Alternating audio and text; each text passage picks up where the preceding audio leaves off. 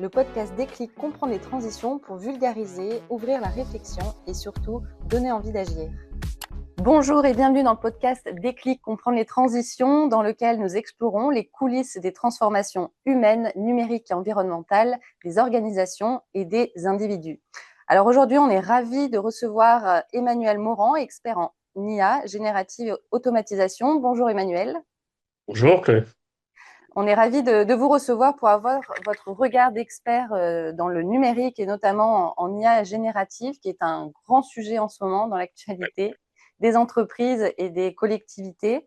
Première question sur la stratégie IA et les réalités des métiers qui sont en plein bouleversement. Selon vous, quelles sont les principales erreurs que les dirigeants font lorsqu'ils veulent intégrer l'IA générative justement dans leur organisation? Alors, ce qu'on voit en fait souvent, c'est que les dirigeants sont dans la croyance que l'IA c'est vraiment une baguette magique. Ça, c'est faux. Moi, j'ai vu des entreprises qui investissaient des millions dans des chatbots et après, ils les ont abandonnés parce que ça comprenait pas, par exemple, les accents régionaux. Après, l'idée, c'est que si on investit, il faut aussi que les agents dans les collectivités s'en servent. Ça, c'est des problématiques de croire que ça va tout changer. Bon, moi, après, j'ai l'exemple inverse dans des PME où, en fait, ils ont automatisé, par exemple, ce qu'on appelle les factures fournisseurs. Et ça fait gagner 60% de temps pour les comptables. Donc ça, c'est intéressant parce qu'on voit qu'effectivement, c'est bien utilisé. Il y a des économies très fortes à faire. C'est pas un rêve de laboratoire, l'IA, hein. C'est pour moi ce que j'appelle le médecin de terrain. D'abord, il faut diagnostiquer ce qu'on veut avec l'IA et après, on va prescrire. Si on va trop vite, finalement, on aboutit à des solutions qui sont ou rejetées ou abandonnées. Voilà, c'est ça le retour que j'ai, moi, du terrain, c'est qu'il faut devoir penser ce qu'on veut faire et après, effectivement, il faut y aller par étapes, par petits pas et pas vouloir changer totalement l'entreprise. Voilà. Donc de faire une transition du numérique, mais pas forcément de manière accélérée, de prendre le temps étape par étape, parce que souvent aussi il y a différents services dans une entreprise. Comment là aussi on transforme une entreprise dans le numérique? Est-ce que c'est de manière générale en même temps ou c'est service par service? Est-ce qu'il y a des services en priorité qui doivent transiter, on va dire, sur le numérique? Quel C'est-à-dire est votre regard? Mon regard, c'est qu'en fait, moi, je travaille beaucoup avec la Chambre des métiers de l'artisanat, donc je forme à tour de bras des PME sur des sessions de 2 jours depuis 1 an. En fait, d'abord, le premier sujet, c'est la fonction RH. Donc, derrière, effectivement, il y a un sujet de simplification du recrutement, simplification de ce que j'appelle la gestion de l'humain, c'est-à-dire les entretiens annuels, etc. Tout ça, ça peut vraiment être travaillé avec l'IA et c'est assez simple à faire, à mettre en place.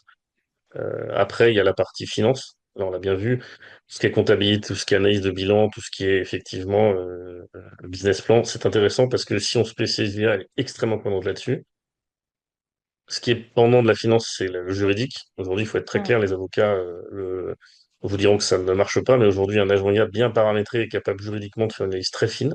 Évidemment, on passe par l'avocat en fin de parcours pour valider, et 80% du boulot est fait. Et après, il y a la partie, ce que moi j'appelle expérience client, donc la partie analyse des clients, benchmark, relations clients, où là, des commerciaux vont garder leur boulot, mais ils vont être vraiment augmentés par l'IA. Moi, j'ai formé pour un grand groupe français des 400 commerciaux. Mhm. Leur boulot, en fait, il est amélioré, si vous voulez. Donc, c'est vraiment des sujets RH, finance, expérience client. Ces trois items-là, pour une PME, c'est intéressant de les travailler, mais alors, pas tout en même temps, comme je vous l'ai dit avant. Au fur et à mesure, on prend une étape et après, on passe à celle d'après. Voilà. Qu'on comprend en tout cas pour les auditeurs qui nous écoutent, peut-être des chefs d'entreprise, et quelle que soit la taille de la structure, c'est intéressant en tout cas et peut-être primordial aujourd'hui de se transformer sur le numérique. Vous allez nous parler justement de ces assistants IA qui aident beaucoup et notamment les petites PME ou les TPE aujourd'hui. Vous nous en parlerez, mais c'est ce qu'on comprend, que toutes les structures peuvent aujourd'hui vivre cette transition numérique. Oui, alors, moi, j'ai l'idée de... Les PME me disent, je suis trop petit pour l'IA. Alors, moi, je trouve ça totalement faux, parce que moi, je compare toujours les PME avec les territoires ruraux, parce qu'ils ont un peu les mêmes problématiques, mais ils ont deux forces immenses, c'est qu'ils ont une proximité avec leurs clients ou leurs citoyens, et ils sont très souples. Mmh. Et c'est ça qui leur donne la capacité de réagir avec l'IA. Et moi, j'ai monté un petit forum sur l'IA rurale hein, cette année que je vais refaire l'année prochaine. Et on avait des mairies qui avaient 300 courriers par semaine. Bah, vous mettez un petit assistant IA spécialisé qui va trier et faire des réponses types. Ça leur fait gagner 40% du temps de réponse. C'est énorme. Et, et c'est énorme parce qu'une secrétaire de mairie, elle est sous l'eau. Et là, ça lui permet d'être disponible pour les citoyens qui viennent. Je prends exemple une petite pharmacie rurale, on ne parle pas de la grosse pharmacie parisienne ou à Marseille. Ben, je dirais que ça permet d'anticiper la rupture de médicaments. Donc ça réduit les stocks dormants, ce qu'on appelle les stocks dormants. Et donc Mm. tous ces sujets sur des petites entreprises, ça marche. Par exemple, un plombier rural, lui, ce qu'il veut, c'est optimiser ses tournées.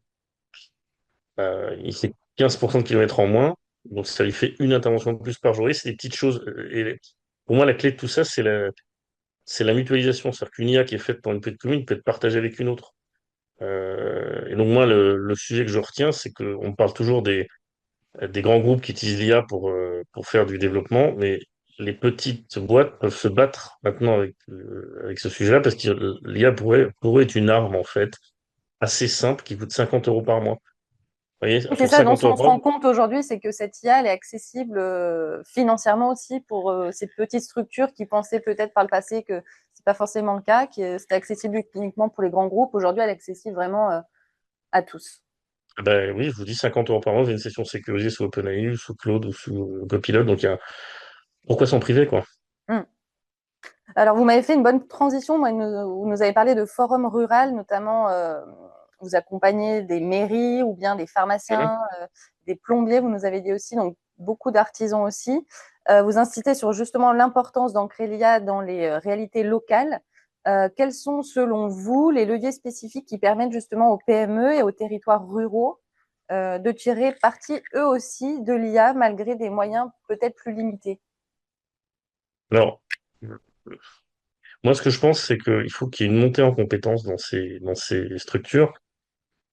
Une montée en compétences, déjà, c'est qu'en fait, quand vous avez une PME, s'il y a 5 ou 20 salariés, on peut former tout le monde. Moi, j'ai toujours dit qu'il fallait former toutes les personnes de l'entreprise et pas seulement la direction, les managers. Il faut vraiment former tous les salariés.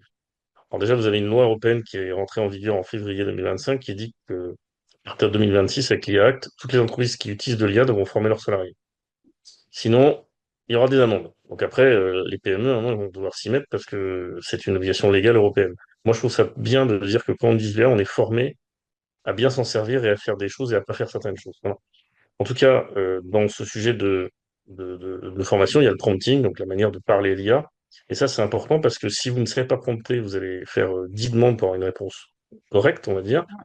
Si vous savez prompter, vous faites une demande, vous avez une bonne réponse. Donc ça, c'est intéressant parce qu'en plus, quand vous promptez, vous corrigez les biais de l'IA, vous l'empêchez de partir un petit peu n'importe comment. Donc voilà, c'est important de former les gens. Et même pour une commerçante qui n'est pas spécialisée dans la lecture des tableaux Excel, l'IA va lui permettre de mieux lire ses tableaux et ajuster ses prix. Donc c'est intéressant de voir que il faut mettre des garde-fous, il faut parler d'éthique, de RGPD, Mm. ça tout le monde en parle, mais derrière, il faut d'abord former les gens. Et si on les forme, ils vont travailler l'IA d'une bonne manière. C'est comme ça que je le travaille, moi. Donc, oui, le levier qu'on constate, c'est donc la montée en compétences par la formation. Vous me faites là aussi une bonne transition parce que justement, vous parlez de montée en compétences, donc notamment sur le prompt. Vous accompagnez des milliers de professionnels aujourd'hui. Quelles compétences clés les équipes doivent-elles absolument acquérir aujourd'hui pour rester compétitifs face à l'automatisation, justement? En fait, je pense que il faut parler de l'IA sans jargon. En fait, faut pas faire des usines à gaz dans l'entreprise. Faut partir d'un besoin précis. Un maire, par exemple, vous parlez de ses 300 courriers par semaine, l'IA, elle les trie en 1 heure. Évidemment, si ça fait pas gagner de temps, je vois pas l'intérêt de mettre de l'IA. Par exemple, la pharmacie dont j'ai parlé tout à l'heure, je vais programmer des rappels automatiques pour ses patients. Vous allez venir chercher telle chose, etc. Euh, Là, j'ai fait une conférence il y a pas longtemps à l'étranger où j'ai généré un discours de vœux en 30 secondes. Bon, tout le monde a On rigolé, comprend mais vite le gain de temps et on donc a compris. forcément de gain Voilà. d'argent. Les gens ont vraiment compris. Et moi, je forme pas mal de députés européens à Bruxelles depuis pas mal d'années sur la gestion de crise politique. Et là, je leur ai montré comment générer des amendements avec une IA. Donc, ils n'arrivaient pas à en générer parce qu'ils ont trop d'amendements à générer ou de contre-amendements. Là, aujourd'hui, j'utilise ça pour essayer de répondre à la demande, en fait. Voilà. Donc, pour moi, si la personne que vous formez comprend l'IA, c'est qu'elle est prête pour la vraie vie. C'est ça le sujet. Sinon, faut pas y aller. En fait, il faut vraiment que les gens comprennent à quoi ça sert. Et aujourd'hui, il y a un mythe autour de l'IA depuis 5 6 ans qu'on a du mal à casser, hein, parce que les gens ont Mm. encore peur. Et en fait, dans les autres pays, ils ont plus peur. Donc, il faut vraiment que la France soit allée sur ce sujet. Et justement, la France, par rapport à d'autres pays européens, est-ce qu'elle est en retard, plutôt en avance? Comment elle se situe, la France, par Alors rapport à d'autres pays de l'Union européenne? ça dépend. Là, moi, j'ai monté une association à Neuchâtel qui s'appelle l'AIAI, qui est une association Europe et Chine sur l'IA pour faire intervenir des gens de tous les pays d'Asie pour comprendre un petit peu. En fait, par rapport à la Corée, on a 7 ans de retard. Par rapport aux États-Unis, on a en gros 2 ans de retard. Donc, on est effectivement en retard.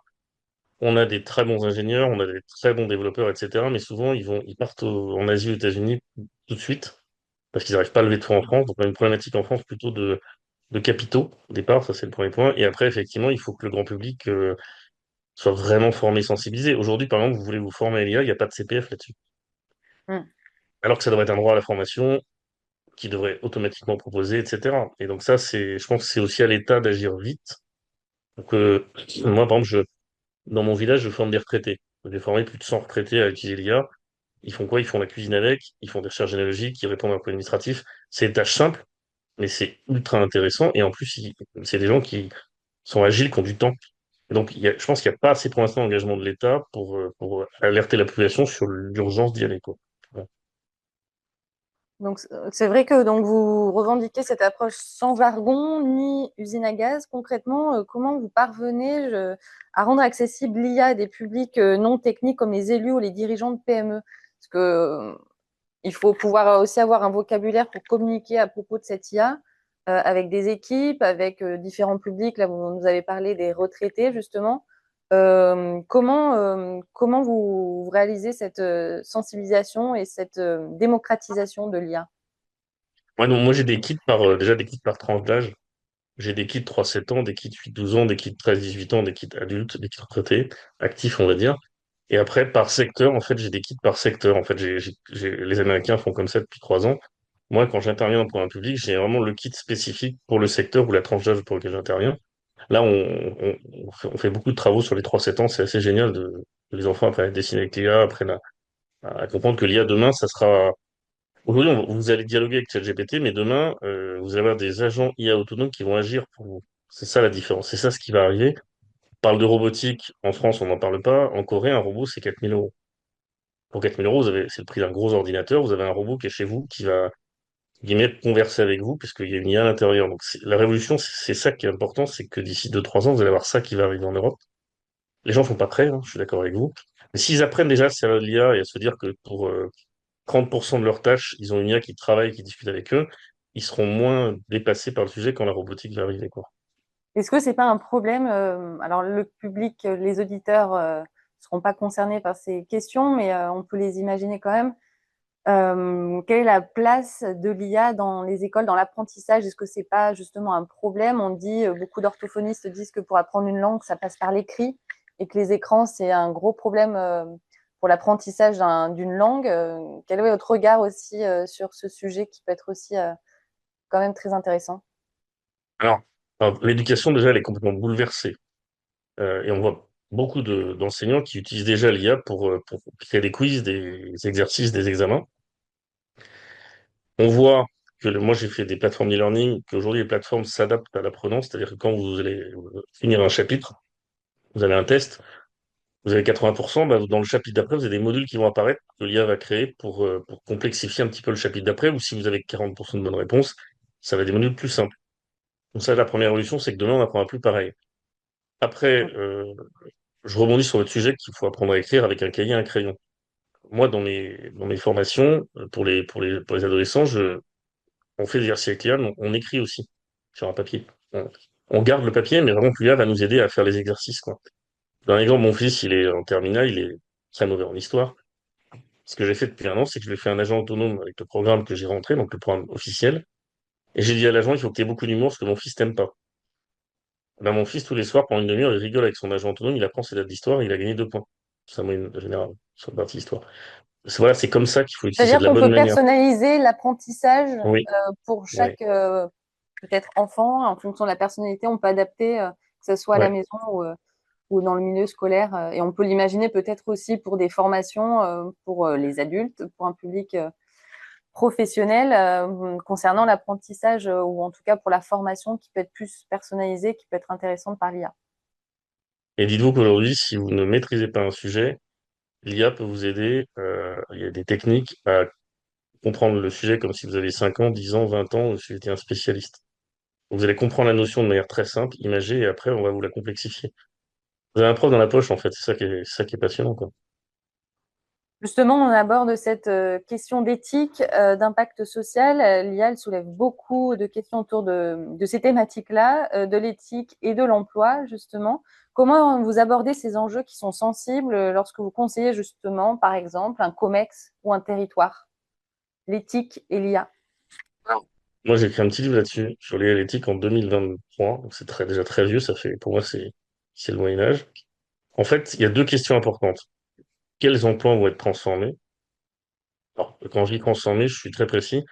Ça va pas supprimer autant d'emplois qu'on imagine. Ça va transformer les emplois. C'est-à-dire que votre métier de demain, il y aura un sujet d'IA majeur dedans. Les DRH commencent à mettre la case, vous savez, IA débutant, intermédiaire, spécialiste dans les CV.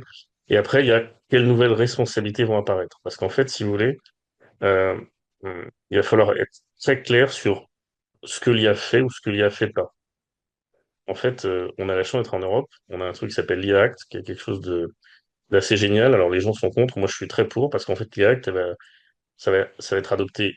C'est évident aux États-Unis, en Asie, parce que ça fixe des règles claires. Quand vous avez une IA, ce qu'on appelle de haute intensité, il faut qu'elle soit extrêmement auditée pour vérifier que le rythme est bon, qu'il n'y a pas de biais, qu'il n'y a pas de préjugés, etc. Donc, vous êtes sûr, en Europe en tout cas, que l'IA que vous utilisez, elle est clairement auditée pour qu'elle soit éthique. Et donc, il y a des IA qui vont être interdites en Europe. Je parle de certaines IA chinoises ou même américaines, hein, parce que les Américains aussi ont des biais importants. Donc, vous allez être sûr d'avoir un logiciel, un algorithme qui va être cohérent avec la démarche. Donc là, on a la chance d'être en Europe et d'avoir une IA de confiance. Donc ça, c'est le premier point. Et après, effectivement, sur la transformation d'emploi, c'est évident que ça va être un véritable tsunami. On ne se rend pas compte de ce qui va se passer. Mais on va dire que sur une tâche, vous en avez peut-être 60% qui va être fait par l'IA dans 2 ans, 3 ans. Et donc, la personne qui avait une tâche à faire, elle va avoir un nouveau rôle, superviser ce que l'IA fait, peut-être Hmm. réintégrer en entreprise des tâches qui étaient déléguées à des prestataires extérieurs. En fait, la fonction entreprise va changer. Mais par contre, En tout cas, de ce qu'on a compris aussi à travers les différents interviews avec les experts comme vous, qu'on a interviewé cet été, c'est qu'on a déjà vécu ces périodes de grande transformation numérique, des grands bouleversements dans beaucoup de secteurs d'activité, dans l'industrie notamment où l'automatisation a pris beaucoup de place et en fait, ça a créé beaucoup d'emplois aussi ensuite. Donc, ça transforme des emplois, mais ça en crée aussi d'autres, cette transformation numérique qui s'accélère aujourd'hui, peut-être. ça va créer, puis c'est surtout qu'en fait, on voit qu'ils n'existent pas aujourd'hui et qui vont apparaître très rapidement. Moi, je compare toujours l'IA. Je dis, on a inventé le feu, on a inventé l'électricité et on a inventé l'IA. Pour moi, c'est aussi important que l'électricité et que le feu. Ça va vraiment changer la même chose, parce que derrière l'IA, vous avez tout ce qui est robotique et quantique qui va arriver. Donc, Oui, euh, le quantique, on commence à en parler, hum, mais à mon avis, ça va être aussi une grosse thématique qu'on va aborder dans le podcast qui va prendre beaucoup de place dans les mois et les années à venir. bah, écoutez, à votre service, ça fait 3 ans que je bosse ça en attendant que ça soit mature. Mais en tout cas, l'IA, on est en 2000, là. On est vraiment au début de l'IA, Mm. mass market. Les gens m'ont dit qu'il y a une hype et que ça va retomber. Moi, ce que je vois, c'est que euh, aujourd'hui, ce qui est implémenté, c'est des petits sujets, RH, finance, expérience client, et que demain, on ira vers des sujets plus massifs, comme la stratégie. Et donc aujourd'hui, on a une période de césure. C'est vraiment intéressant de Mm. le noter, c'est que ça avance très très vite. Pour conclure, Emmanuel, une dernière question avec à votre expérience. Quelle est votre vision de l'évolution de cette IA pour les prochaines années, pour les 2 prochaines années, par exemple, justement avec l'arrivée de ces assistants IA qui bouleversent beaucoup de métiers, beaucoup de secteurs? Quelle est votre vision, et notamment pour les acteurs hors des grandes métropoles et des géants du numérique? Alors, je vais être transparent, j'ai pas de boule de cristal, hein. Je ne vais pas prédire sur 2 ans, parce que déjà prédire sur 3 mois, c'est très difficile. Mais ce que je vois, c'est quand on prend la pression des agriculteurs. Aujourd'hui, vous avez conduit un tracteur, je prends l'exemple de John Deere, si vous ne savez pas prompter avec votre tracteur, donc converser avec lui avec l'IA, vous savez de 15% des fonctionnalités du tracteur. Donc aujourd'hui, des professions qui n'étaient pas touchées par l'IA, qui sont des professions rurales, vont être extrêmement impactées. Ça, c'est important de dire que l'IA va vraiment aller dans tous les domaines, y compris l'agriculture. Ce que je pense, c'est qu'effectivement, Avant, c'était les entreprises qui avaient pris l'IA comme un outil, et je pense que le particulier va se saisir de l'IA. Donc, une entreprise qui n'a pas été formée à ça va avoir des particuliers qui vont lui envoyer des mails ou des courriers ou des réponses qui vont être extrêmement impactantes et faites par l'IA. Donc, il faudrait que les entreprises prennent conscience que finalement, le citoyen va se saisir du sujet. Et moi, je vois vraiment que dans les zones rurales, en fait, les mairies commencent à avoir des initiatives. Par exemple, Arcachon, mais c'est un petit peu atypique, mais Arcachon a offert ChatGPT à tous ses habitants. Vous êtes habitant d'Arcachon, on vous offre la version payante de ChatGPT. Et c'est devenu un service public numérique. Et donc, c'est là où je pense qu'il y a un vrai sujet. Dans l'Ain, là, mon département, Google a créé un data center à 300 hectares à Châteauroux. Et donc là, effectivement, les élus commencent à dire on va en faire un service public numérique. Et c'est ça qui est intéressant, c'est que on pensait que ça allait mettre 5 ans à arriver, c'est déjà à nos portes. Voilà. Et donc je pense que la veille réglementaire, par exemple, dans les entreprises, c'est un sujet qui est très compliqué. On a toujours une personne qui fait ça, 80% est automatisable en Mm. moins de 5 minutes dans une entreprise. Donc voilà. Et sur la santé, n'en parlons pas, on a des sujets des médecins de campagne qui sont isolés, etc. L'IA pour lire une ordonnance, c'est plutôt pas mauvais comme sujet. L'IA comme médecin du territoire, comme vous nous avez Oui, parlé exactement, c'est ce que je pense. en introduction. Merci beaucoup, Emmanuel, pour votre regard, Merci pour encore. votre expertise sur ces thématiques-là. Merci beaucoup et à très C'est tout. bientôt sur Déclic.